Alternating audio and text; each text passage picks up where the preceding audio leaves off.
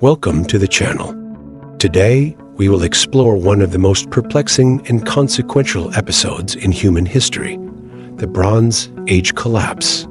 Between approximately 1200 and 1150 BCE, the interconnected civilizations of the Eastern Mediterranean and Near East experienced an abrupt and near-simultaneous decline. The powerful Mycenaean kingdoms in Greece vanished. The Hittite Empire in Anatolia disintegrated. Ugarit, a cosmopolitan port city in modern-day Syria, was obliterated and never rebuilt.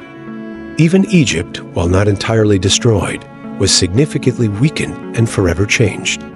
For generations, scholars have debated what could possibly explain the sudden and widespread downfall of these thriving societies.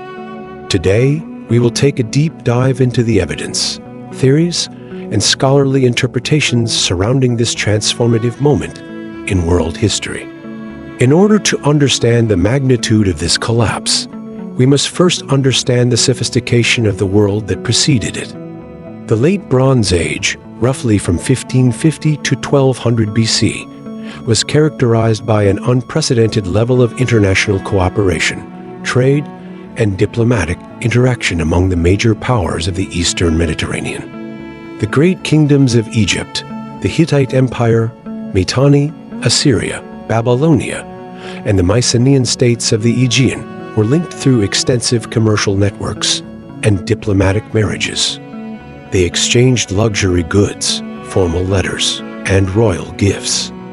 This international system was documented in archives such as the Amarna letters, hundreds of clay tablets inscribed in Akkadian cuneiform that record the correspondence between kings.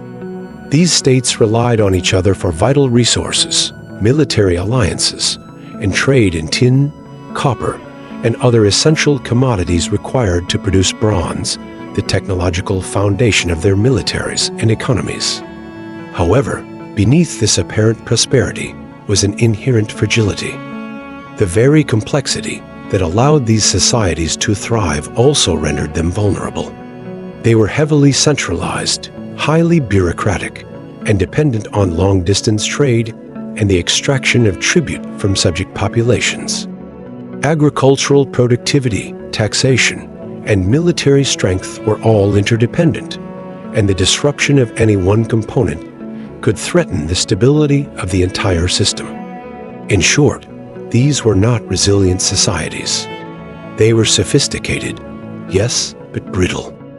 Beginning around 1200 BCE, the entire system began to unravel with astonishing speed. Archaeological layers from this period reveal widespread destruction across multiple sites. Hattusa, the once mighty Hittite capital, was sacked and abandoned. Ugarit was burned to the ground so suddenly that correspondence from its final days' desperate pleas for military assistance were found unbaked in the city's clay tablet archives. In the Aegean, the palaces of the Mycenaean world Pylos, Mycenae, Tiryns were destroyed or deserted, and their complex bureaucratic systems vanished without replacement. Linear B, the writing system used for palace administration, disappeared entirely. Even the Egyptian New Kingdom faced immense pressure during this time. The inscriptions at the mortuary temple of Pharaoh Ramesses III describe invasions by enigmatic groups known collectively as the Sea Peoples, whose attacks wreaked havoc across the Mediterranean and played a role in the destabilization of multiple states. But the critical question remains, why did all of this happen at once? Scholars no longer attribute the collapse to a single cause.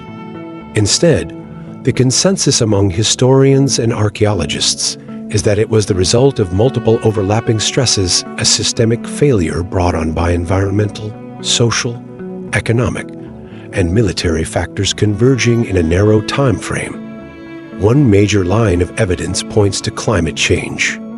Sediment cores, pollen samples, and isotope analysis suggest that the Eastern Mediterranean experienced a prolonged drought in the decades surrounding 1200 BCE. Such a climate shift would have led to widespread crop failure, food shortages, and famine. Societies dependent on agricultural surplus to support cities, armies, and ruling elites would have found their foundations eroding quickly.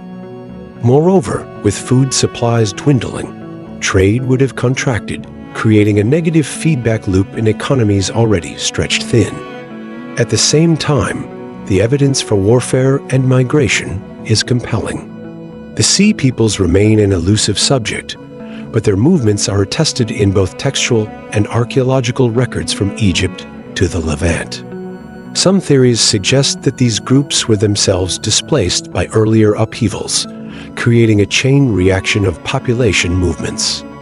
The invasions and destruction attributed to them may have been part of a broader wave of demographic pressure, people on the move, seeking new land and resources in a time of regional crisis.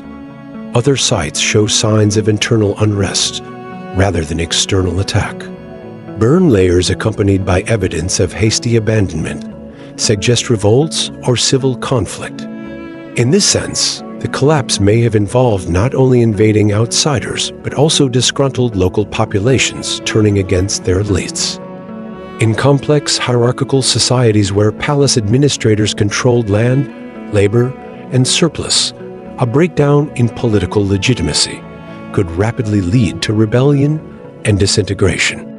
There is also the issue of technological transition. Around this time, the use of iron began to spread, slowly displacing bronze as the dominant material for tools and weapons. Iron was more abundant and did not depend on the long-distance tin trade that bronze required. As iron technology became more accessible, it may have undermined traditional power structures based on the control of bronze production. The emergence of new types of weapons and warriors less dependent on elite patronage may have played a role in destabilizing old orders and empowering new groups. In this sense, the Bronze Age collapse could be viewed not only as a fall, but as a transformation. What followed the collapse was a period of darkness, at least from the perspective of centralized authority and written record. The centuries between roughly 1100 and 900 BCE are marked by depopulation, the abandonment of cities, and the loss of literacy in many regions. Yet it was not the end of civilization. Rather, it was a reorganization. In Greece, the so-called Dark Ages eventually gave rise to the polis system and the Archaic period, setting the stage for classical civilization. In the Levant, new groups such as the Israelites and Phoenicians emerged, laying the foundations for later religious and cultural developments. The Assyrians, meanwhile, would gradually reassert control in Mesopotamia, ushering in a new imperial age. The world that emerged from the ruins of the Bronze Age was smaller, more localized, and in many ways more adaptable to the changing realities of the first millennium BC. The Bronze Age collapse is more than a historical curiosity. It is a profound lesson in the vulnerability of complex societies. It shows how interconnected systems can cascade into failure when stressed beyond their limits. It reminds us that environmental shifts, technological disruptions, and political rigidity can combine to dismantle even the most powerful civilizations. In our own era of globalization, climate volatility, and increasing systemic complexity, the collapse of 1200 BCE feels less like an ancient mystery and more like a timely warning. Studying how and why these ancient states fell is not simply an academic exercise. It is a mirror in which we may see reflections of our own potential futures. Thank you for watching. If you found this exploration insightful, please subscribe and share your thoughts in the comments. What do you think caused the Bronze Age collapse, and what can it teach us about the fragility of our own world?